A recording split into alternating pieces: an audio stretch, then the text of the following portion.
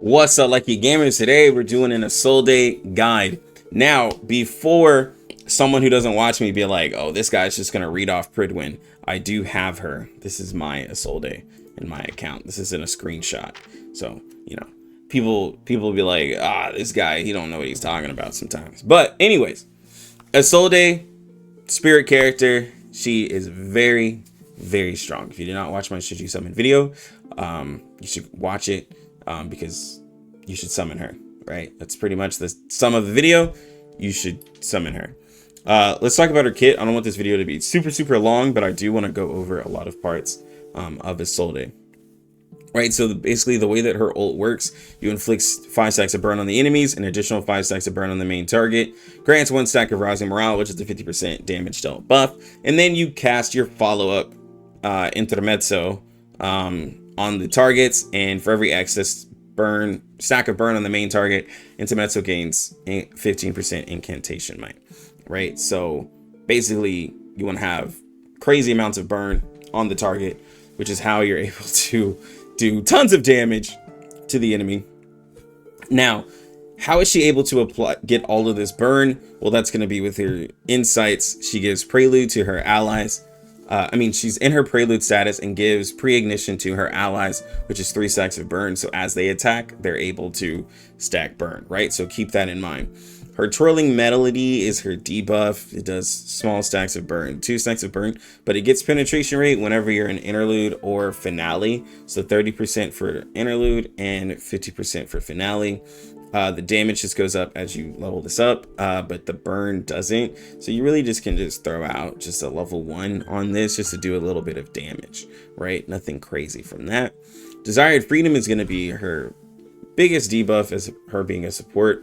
Inflicts crit defense 25% all the way up to 50% at level 3, and reality defense stays at 15% but is 20% to targets in the burn status. So she can take off 20% reality defense to enemies in burn status, which they're pretty much always going to be in burn status, just saying. So it's a pretty nice thing for the reality damage characters that you pair her with. And to go over the insight one again, when starting battle, you enter the prelude status and you inflict 3 stacks of burns on all enemies. At the end of the round, when the highest enemy burn stacks resolved and you lose attacks, gain an equal number of heat stacks in turn. When holding 15 stacks of heat, the prelude status changes to interlude status. So you want to stack as much burn as you can on one enemy by utilizing the pre-ignition you have on all of your allies to get her to interlude pretty quickly so she can start doing her follow-up, right? It's going to be 15 stacks. On Insight 3, if you're holding 40 heat stacks, interlude status changes to finale. And again, that's just stacking burn. So she is a character that kind of wants to ramp up, right? If you pair her with Spathadia, of course, you can get to that burn a lot quickly. But if you don't pair her with her, you still can get it up. You just need allies that can attack, right? Every character in the game has an attack as of right now in 1.7. We don't know other characters that don't have an attack, but as of right now, what exists in 1.7, every single character has an attack, so they're able to put burn stacks on the enemy to help out Isolde. So let's talk about the statuses, interlude and finale. So interlude is what allows her to cast Intermezzo, get her there as quick as possible, and you'll see that status, it pops up as a moon next to her. Finale is the big one. It's what gives her allies power burst, which power burst is going to be a pretty big buff. So you really want to make sure that you can get to finale as quick as possible. Now, Intermezzo, it scales up by every stack of burn that a target has, which is going to be huge. You get 10% per burn stack. So again, keep up as much burn as you can, which is really easy, again, because of her stacks. But let's go ahead and talk about her Psychube. What's her best Psychube? Her Psychube. Her Psychube gives extra damage if the target has burn, gives her crit rate. Also, her Intermezzo damage goes up 12% for the first amp. Mine is amp 5. It's not necessary to amp it up. I just like Isolde, so mine is amped up. So the others, I forgot to go other Psychubes that you can use if you're just like, this is only for her, I don't want to use it. You can use Blasphemy of Night, but I would say you would probably want a couple of these if you're gonna run a team, because with her putting a negative status, and if you're using like a Tien, like your DPSs can start rocking this with Isolde if you just can't afford to have multiple Psychubes, right? You just get the incantation might, which is really helpful. Getien can use this cube. Jessica, of course, can use this cube, and all those can benefit from being on an Isolde team, right? Some of you might be thinking, well, Lucky, why didn't you recommend Balance Please? Because Balance Please don't work on her. She don't have an ult that does damage. Her incantation is scaled by incantation might. As you saw, she has a bunch of incantation might in her kit. It's because that's what her follow-up attack is scaled off of. So this does nothing for her. Balance Please does absolutely nothing for her. Please do not use it with Isolde. You're better off using Yearning Desire, which is also a great option for her, because if you have yours amped up, it gives incantation might and extra damage for having a negative status, which will always be on there. Hopscotch doesn't work. None of these work.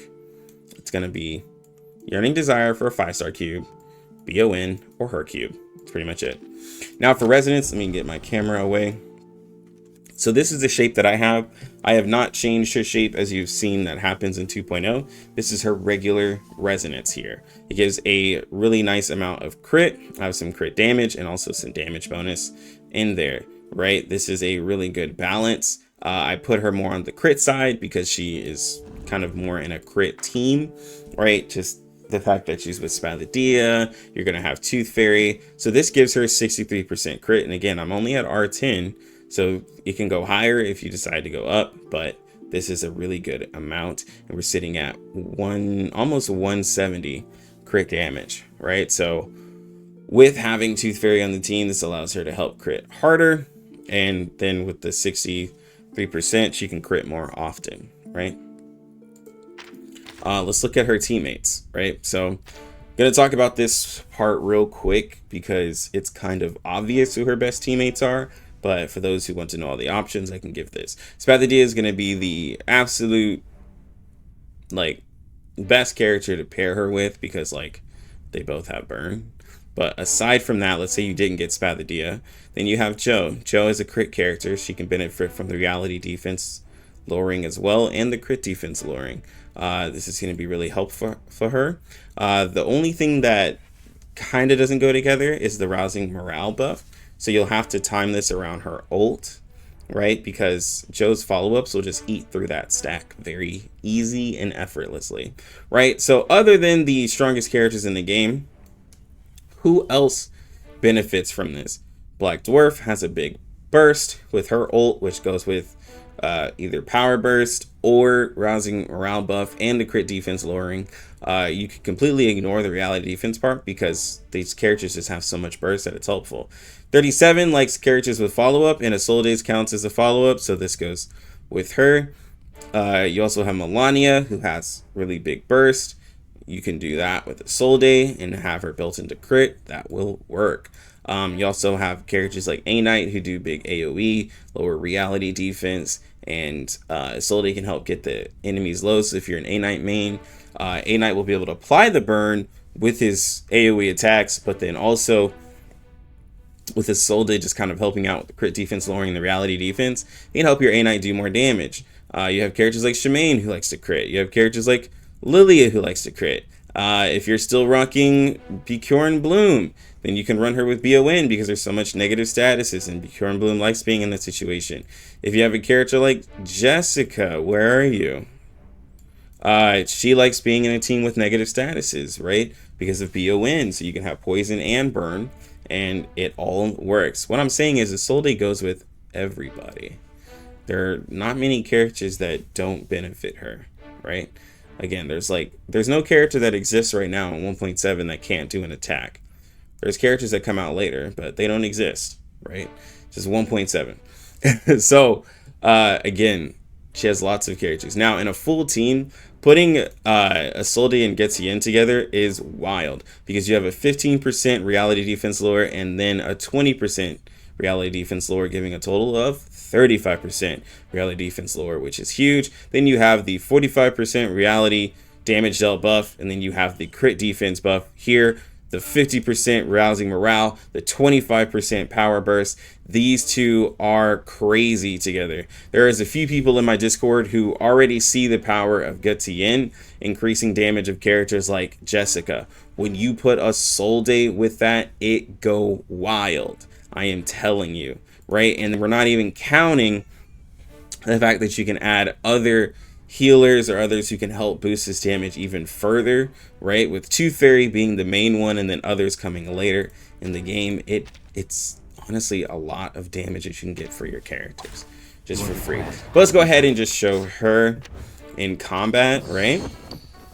So I'm gonna try to focus Isolde as much as possible, and we're gonna burst this big guy down. Right now, I don't have the Afflatus advantage because I don't want Spirit Afflatus hitting too hard. I did this video with having Afflatus advantage, and she hit too hard. So let's go ahead and show this. So you see the pre-ignition stacks. Everybody has it, and the main thing is for Spirit Afflatus users who like, how much burn? Can't she give me 15 stacks of burn all the time, bro? Yes, she can. Like it's so effortless that by the time you're ulting with Spirit Afflatus, like you'll have overcap of burn. But let's go ahead and go into it. So you see we're already at 10 stacks, 13 stacks, and 15 stacks, 17 stacks.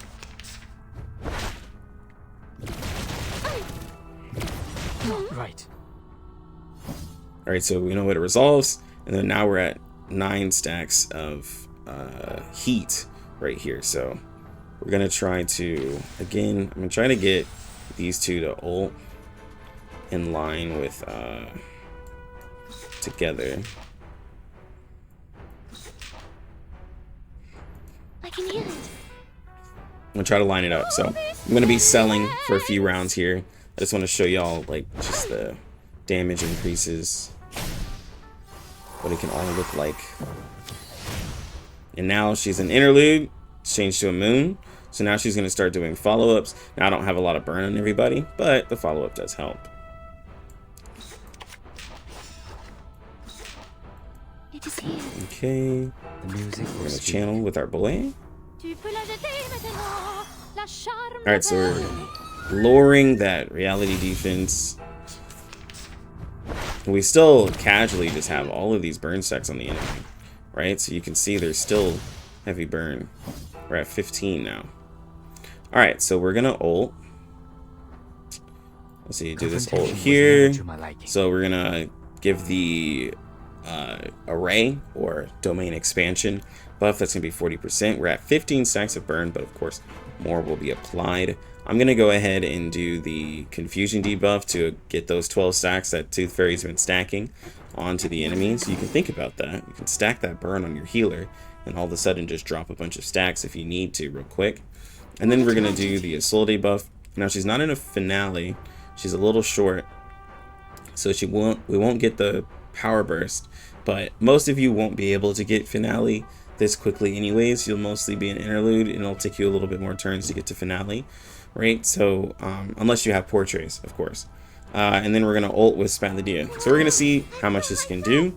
So Gutsien is gonna boost everyone's damage, and then Isolde is gonna boost Spalladia's damage.